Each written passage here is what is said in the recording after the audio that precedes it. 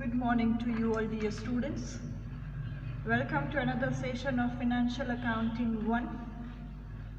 In the last session we have discussed example number 1, its working notes as well as its journal entries.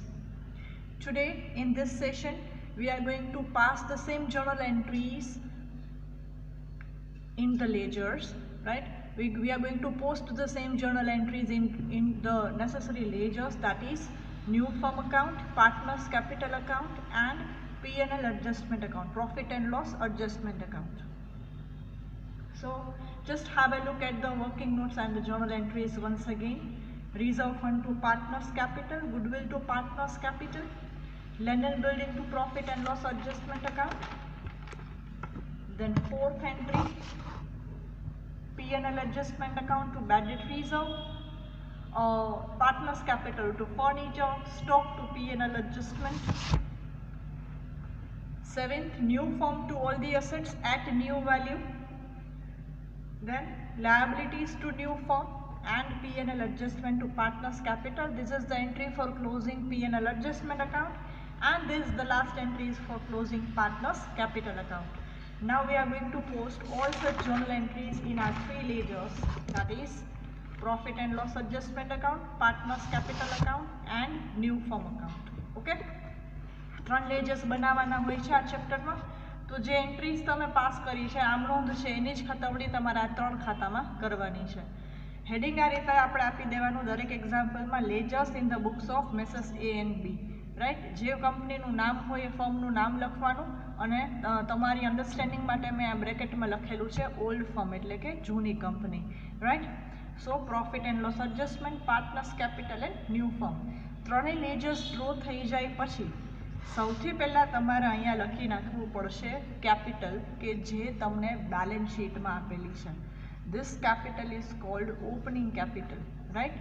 Old firm માટે closing capital થઈ, new firm માટે closing capital જ કહેવાશે, પણ અહીંયા તમારે હજી એડજસ્ટમેન્ટ્સ કરવાના બાકી છે એટલે એના માટે આ આપણી ઓપનિંગ કેપિટલ આપણે ટ્રીટ કરી શકાય. ઓપનિંગ કેપિટલની જેમ ટ્રીટ કરવાની છે કેમ કે હજી આમાં સુધારા વધારા કરવાના બાકી છે. So always remember credit side of partners capital account always તમારે આ કેપિટલ લખી લેવાની કે જે આપણને બેલેન્સ શીટમાં આપેલી છે. જો આ ભૂલી જશો તો આન્સર ટેલી નહીં થાય. Okay, now starting from the first journal entry, reserve fund અકાઉન્ટમાં ડેબિટ સાઇડ આવશે to A's capital and to B's capital, right? તો રિઝર્વ ફંડ તો પ્રિપેર નથી કરવાનું, તો એઝ કેપિટલ અને બીઝ કેપિટલ પાર્ટનર્સ કેપિટલમાં રિઝર્વ ફંડ કઈ સાઈડ આવે? ક્રેડિટ સાઈડ આવે. હવે આપણને પોસ્ટિંગ કરતા આવડે છે, રાઈટ? સો અહીંયા લખીએ આપણે by reserve fund 2400 and 600. Okay, આ તમારી ફર્સ્ટ એન્ટ્રી. પછી સેકન્ડ એન્ટ્રી છે goodwill account debit to A's capital account to B's capital account. તમારી પાસે એન્ટ્રીઝ બધી અત્યાર સુધીમાં લખેલી હોવી જોઈએ અને લખેલી એન્ટ્રી તમારી સામે રાખો તો તમને જલ્દી સમજાઈ જશે. Goodwill account debit to partners capital, તો ગુડવિલ અકાઉન્ટમાં પાર્ટનર્સ કેપિટલ ડેબિટ સાઇડ આવે તો પાર્ટનર્સ કેપિટલમાં ગુડવિલ આવશે ક્રેડિટ સાઇડ, રાઈટ? સો પાર્ટનર્સ કેપિટલ અકાઉન્ટમાં હું લખું છું અહીંયા ક્રેડિટ સાઇડ બાય ગુડવિલ 6400 અને 1600 બંને પાર્ટનર્સની, રાઈટ? એ અને બી. નેક્સ્ટ થર્ડ એન્ટ્રી મારી છે land and building account debit to profit and loss adjustment account. તો લેન્ડ એન્ડ બિલ્ડિંગમાં P&L એડજસ્ટમેન્ટ ડેબિટ સાઇડ આવે, સો P&L એડજસ્ટમેન્ટમાં લેન્ડ એન્ડ બિલ્ડિંગ ક્યાં આવશે? Credit side by land and building account. Amount આવશે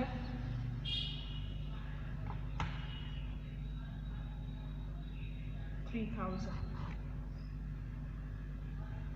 right? By land and building account. Next, fourth entry, profit and loss adjustment account debit to bad debt reserve. So profit and loss adjustment માં debit side to bad debt reserve account. Amount is 300.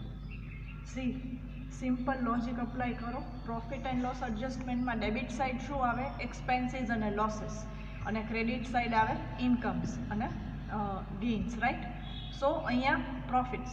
તો અહીંયા આ land and બિલ્ડિંગની value increase થઈ તો benefit થયો કે profit થયો? એટલે કઈ સાઈડ આવી? Credit side. અને બેડ ડેટ રિઝર્વ છે એ તમારું પ્રોવિઝન કહેવાશે. સો રિઝર્વ, પ્રોવિઝન, લોસ અને એક્સપેન્સ બધું કઈ સાઈડ આવે? ડેબિટ સાઈડ આવે. સો બેડ ડેટ રિઝર્વ આવ્યું ડેબિટ સાઈડ. આ રીતે બી તમે યાદ રાખી શકો છો. Next, fifth entry, partners capital account debit two furniture. So A's capital account debit, B's capital account debit to furniture account. Furniture partners ने वच्चे distribute करवानुं छे.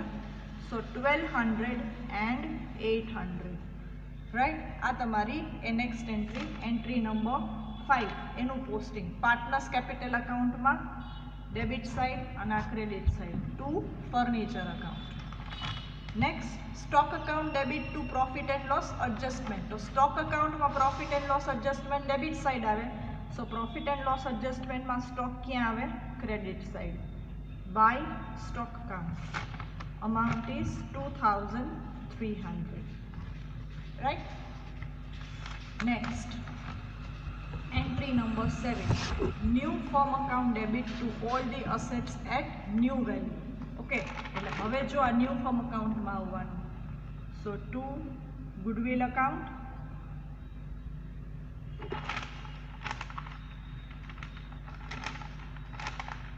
$8,000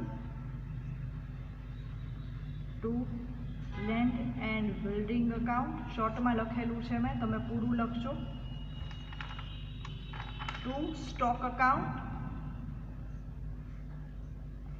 10,300 to debtors less DDR account. Debtors માંથી bad debt reserve less કરેલી amount, એટલે આ રીતે ચોખવટથી લખેલું છે. અને to cash account 500. તો બધી અસેટ ન્યૂ ફોર્મ અકાઉન્ટમાં આવશે debit side, right? Clear? New firm account debit to goodwill, to land and building, to stock, to debtors less BDR and to cash account. Next is creditors account debit to new firm. So new firm માં આવશે by creditors account. So amount is 10,000.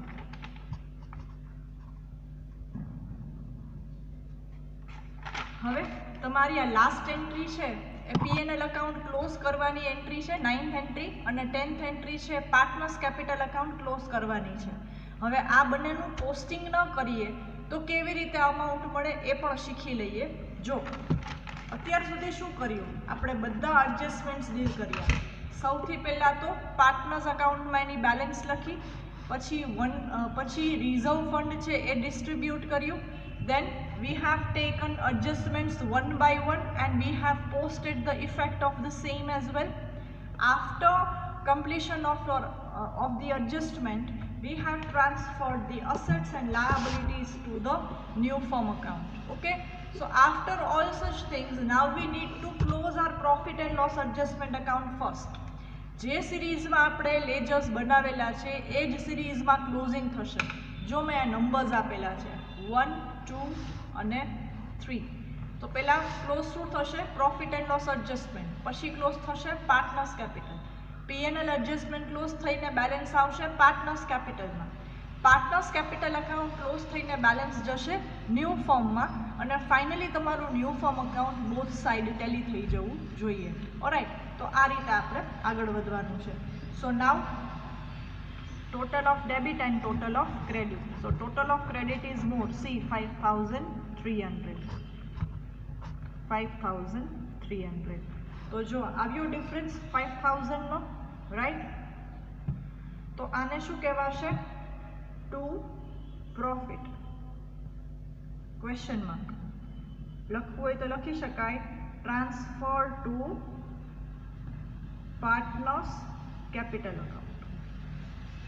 ક્યાં transfer થશે? Partners capital અકાઉન્ટમાં. Question mark એટલે કરેલો છે કે ખબર પડે કે આ બેલેન્સિંગ ફિગર છે, રાઈટ? તો હવે અહીંયા ડિસ્ટ્રીબ્યુશન પણ તમે લખી શકો એ અને બી નું. પ્રોફિટ શેરિંગ રેશિયો પ્રમાણે ડિસ્ટ્રીબ્યુશન થશે એમનું 4:1 માં. સો એ ને મળશે 4000 અને બી ને મળશે 1000. ઓલરાઈટ, તો તમારી એન્ટ્રી બની ગઈ. જો profit and loss adjustment account debit to partners capital, to A's capital to B's capital. તો એ જ એન્ટ્રી આપણે પાસ કરેલી છે જો છે. સો જ્યારે ખાલી લેજર્સ પૂછે ત્યારે તમે આ રીતે બેલેન્સિંગ કરીને બી આન્સર ફાઇન્ડ કરી શકો છો.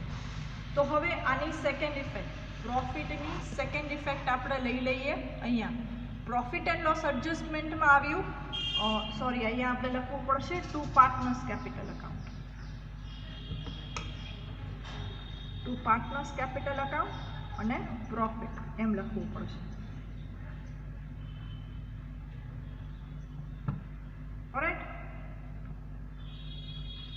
Two partners capital account that is profit. So P&L માં પાર્ટનર્સ કેપિટલ ડેબિટ આવ્યું, તો પાર્ટનર્સ કેપિટલમાં પ્રોફિટ એન્ડ લોસ ક્યાં આવશે? Credit side.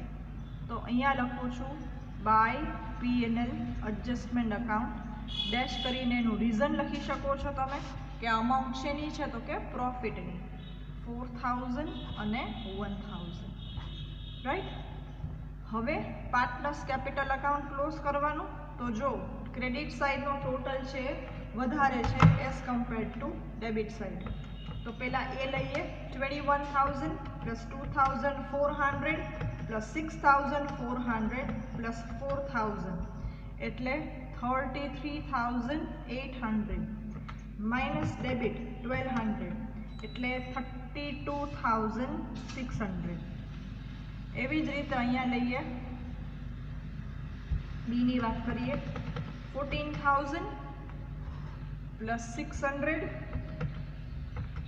Plus 1600 plus 1000. So total is 17200 minus 800. So amount આવશે 16400. રાઈટ, હવે આ ક્યાં ટ્રાન્સફર થશે? ન્યૂ ફોર્મમાં. So two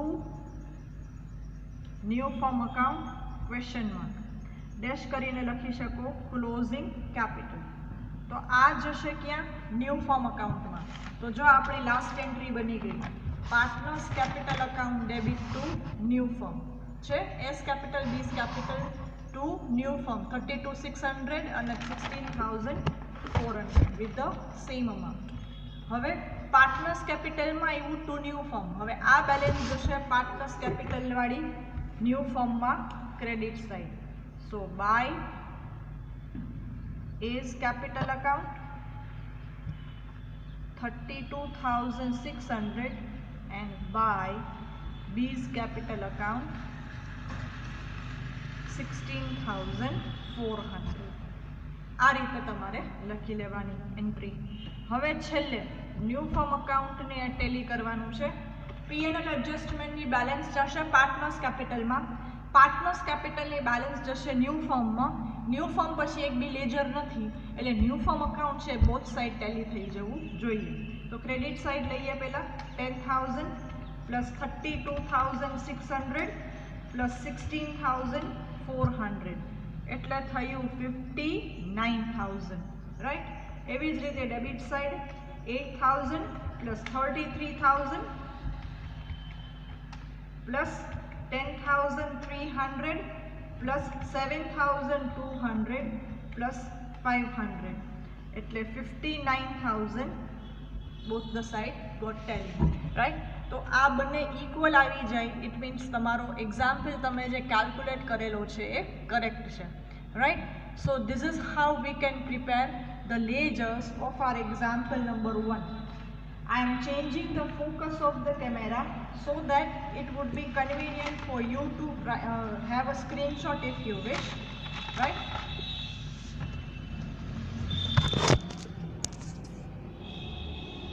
See, ledgers in the books of Mrs. AB. First example ના entries આપણે last session માં કરી, અત્યારે આપણે ledgers કરીએ છીએ. These are two ledgers and the third ledger is new firm account like this. Okay, You can pause the video and you can take the snapshot if you wish. Alright, today I am uploading another session as well, very next to this. So follow these two links and do watch both the videos, right? In the next video, I am going to explain example number 2 along with journal entry and ledgers both, right? So do watch the next video of today. Thank you all.